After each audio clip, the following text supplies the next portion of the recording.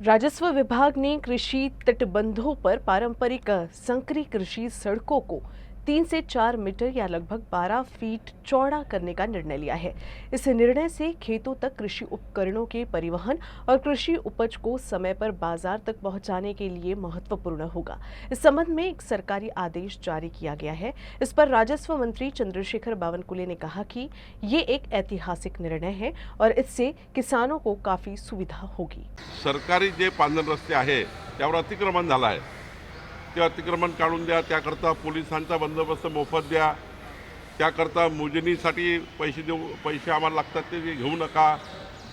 सोबतच शेतकऱ्याची मागणी अशी होती की हे जे काही रस्ते हे दाखवले गेले नाही आहे रेकॉर्डवर, ते रेकॉर्डवर आणा, त्याला क्रमांक द्या, पांढर रस्त्याला क्रमांक द्या, शिवपांढरला क्रमांक द्या। या साऱ्या मागण्या जे शेतकऱ्यांनी शेतपांधन रस्त्याबद्दलच्या केलेल्या सर्व मागण्या जे राज्य शासनाकडनं त्यांना अपेक्षित निर्णय घ्यायचे होते ते आता पूर्ण घेतलेले आहे आणि पुढचा काळ आता इम्प्लिमेंटेशनचा आहे।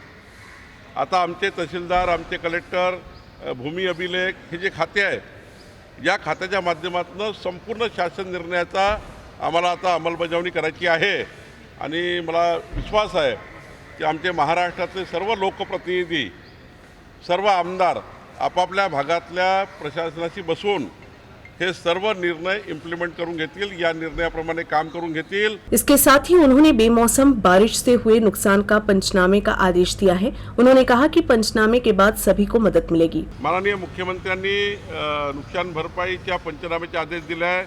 मी सुद्धा काल सर्व जिल्हाधिकाऱ्यांची व्हिडिओ कॉन्फरन्स घेतली आहे। महसूल विभागातर्फे सर्व नुकसान भरपाईचे पंचनामे होऊन लवकरच ते मदत पुनर्वसनकडे जातील आणि शेतकऱ्याला नुकसान भरपाई मिळेल।